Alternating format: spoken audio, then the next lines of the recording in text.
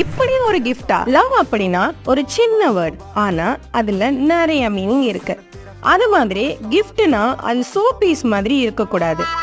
எப்பயுமே ஒரு ஸ்டோரிய சொல்லிட்டே இருக்கிற மாதிரி இருக்கணும். எப்பொழுதுமே நம்ம ஒரு கிஃப்ட் கொடுக்குறோம் அப்படின்னா அந்த கிஃப்ட் பார்க்கும் போது இருக்கிற சந்தோஷம் பார்க்க இருக்காது. ஆனா இந்த மாதிரி பண்ணி பாருங்க, ஒரு டிஃப்ரெண்டான ஃபீல் இருக்கும். அது மாதிரி ஒரு கஸ்டமர் அவங்க கேர்ள் ஃப்ரெண்டுக்கு ப்ரப்போஸ் பண்றதுக்காக கேட்டதுதான் இந்த கிஃப்ட். ஸோ அவர் சொன்ன கண்டிஷனை பார்க்கலாமா? கண்டிஷன் நம்பர் 1 ஐ லவ் யூன்னு இருக்கணும். கண்டிஷன் நம்பர் 2 நேம் இருக்கணும்.